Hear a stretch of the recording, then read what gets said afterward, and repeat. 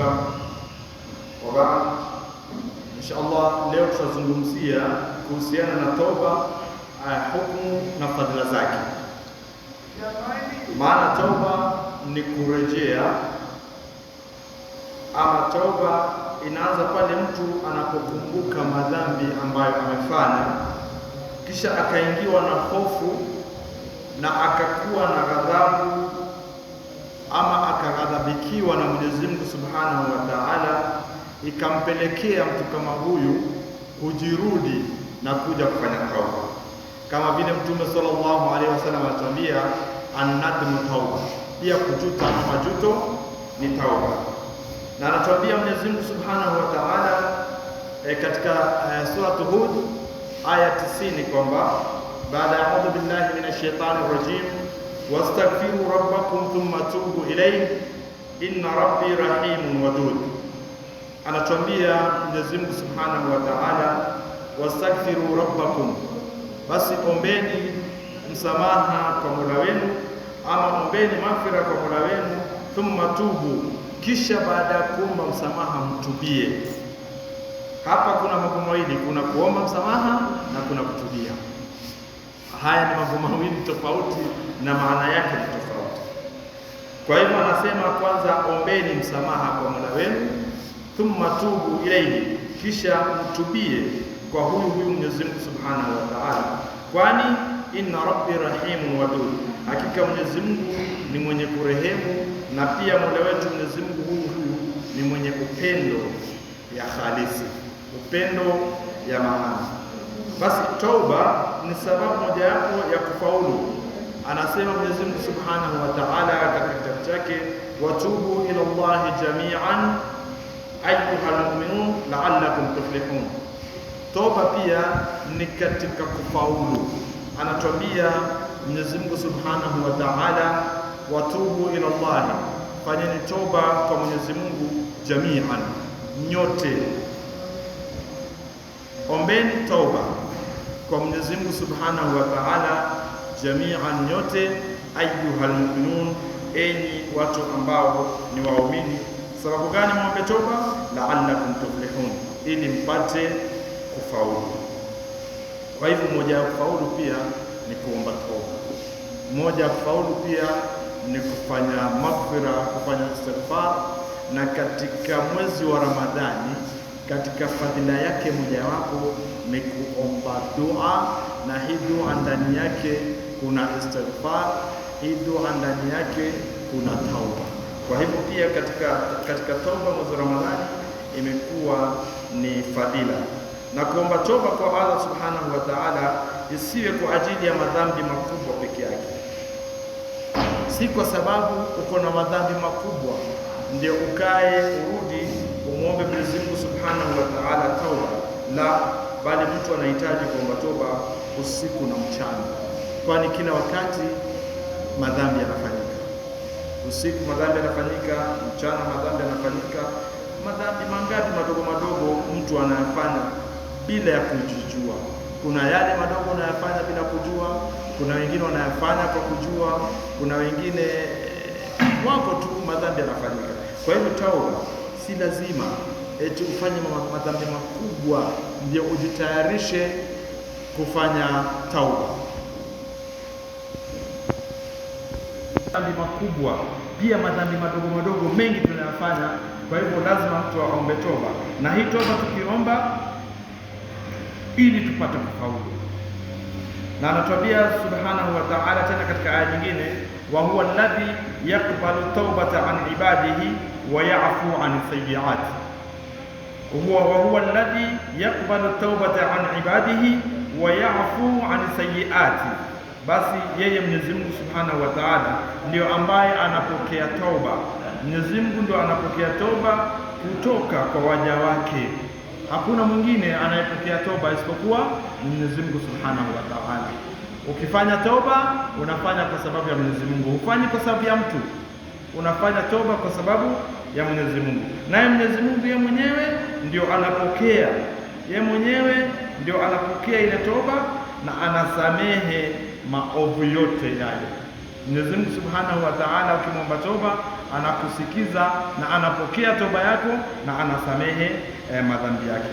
Kwa hivyo nani aliyejidhulumu nafsi yake akawa hana raha kutokana na madhambi aliyoyatenda? Hii ni kujidhulumu. Basi tambua wewe ndugu yangu Muislamu kuwa Mwenyezi Mungu Subhanahu wa Ta'ala ni mwingi wa kutoa msamaha.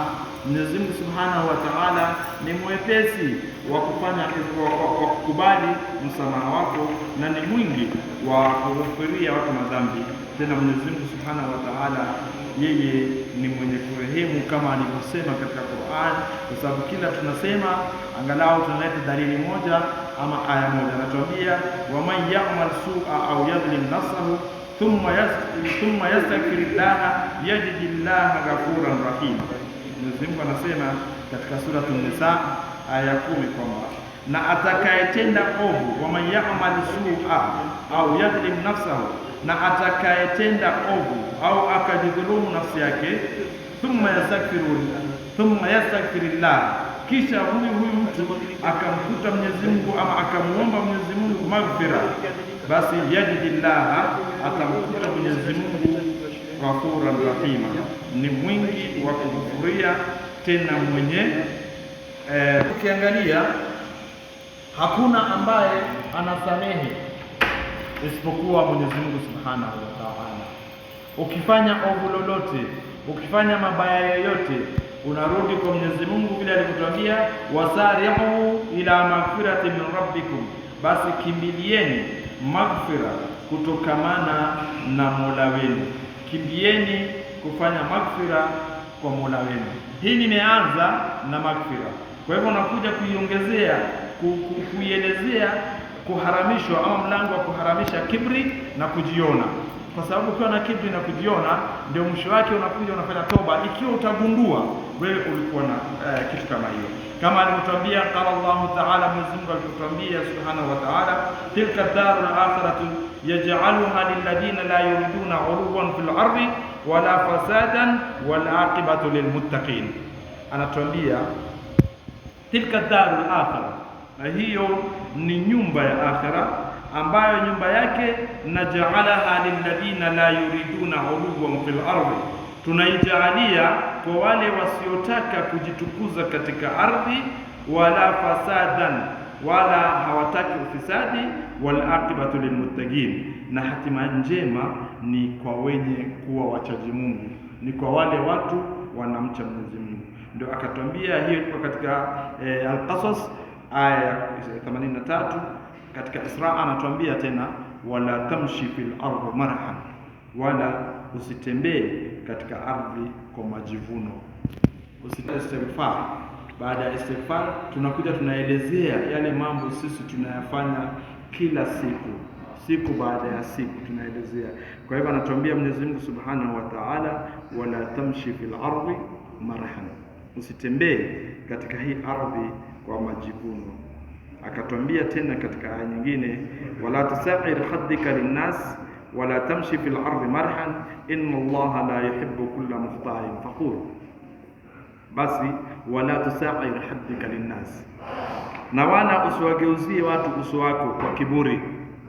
Ukiona mtu namgeuzia sura kwa kiburi basi Mwenyezi Mungu anasema usifanye namna hiyo. Wala tamshi fil ardi marhan, kisha usitembee katika hii ardhi kwa majivuno. Kwa sababu gani? Inna Allaha la yuhibbu mukhtalin fakhur, basi Mwenyezi Mungu hakika yeye hampendi kila mwenye kujivuna ama mwenye kujifakharisha. Mwenyezi Mungu hampendi mtu ambaye ana majivuno. Mwenyezi Mungu hampendi mtu ambaye anajifakharisha labda mbele ya watu, anajiona yeye kama yeye ndio yeye. Basi Mwenyezi Mungu hampendi mtu kama huyu. Na akatupa mfano, hii ilikuwa katika sura Luqman. Mwenyezi Mungu akatupatia mfano ndani ya Qur'an, sura ya Al-Qasas, akituambia nini? Inna Qaruna kana min qaumi Musa. Qarun alikuwa ni mtu ndani ya kaumu Musa, wakati wa watu wa Musa. Fabagha alaihim, huyu Qarun baada ya kuwa yeye amekuwa katika kaumu Musa, lakini aliwafanyia uonevu Kwa sababu gani? Kwa kujitakabari, kwa kuwa yeye ana kibri. Inna Qaruna kana min qaumi Musa fabagha alayhim wa atainahu min al-kunuz ma inna mafatihahu latanu'u bil usbati uli al-quwwa idh qala lahu qawmuhu la tafrah inna Allaha la yuhibbul farihin.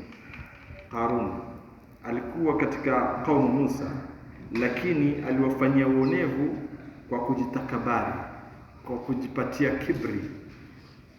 Na Mwenyezi Mungu anasema, na tulimpa katika hazina ambazo funguo zake zinalemea kundi la watu wenye nguvu kuzibeba. Qarun. Lakini walipomwambia watu wake usifurahi kwa kujigamba, watu wakamwambia usifurahi kwa kujifaharisha, kujigamba, usifurahi. Kwa sababu gani? Inna Allaha la yuhibbul farihin. Hakika Mwenyezi Mungu hapendi watu wanaofurahi kwa kujigamba.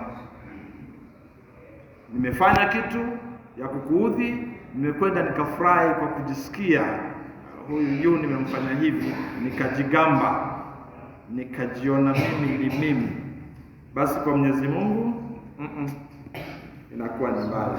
Na anatuendelea Mwenyezi Mungu Subhanahu wa Ta'ala, anatuambia fakhasifna bihi wa bidarihi al-ardh. Basi tukamdidimiza huyo Qarun, tukamdidimiza Qarun yeye na nyumba yake ardhini. Hebu angalia wakati hiyo, wakati hiyo Mwenyezi Mungu alikuwa analeta adhabu moja kwa moja. Mwenyezi Mungu alikuwa watu wakileta uharibifu katika ardhi. Wakati wa Nabii Nuh, Mwenyezi Mungu alimpa habari Nuh, tengeza safina, alete gharka katika dunia, kwa sababu watu wametoka katika uchaji Mungu wakaingia katika uchaji wa masanamu ama vitu vingine kinyume na Mwenyezi Mungu. Akatengeza safina Nuh, gharka ikaja, watu wakamalizwa na mvua na maji.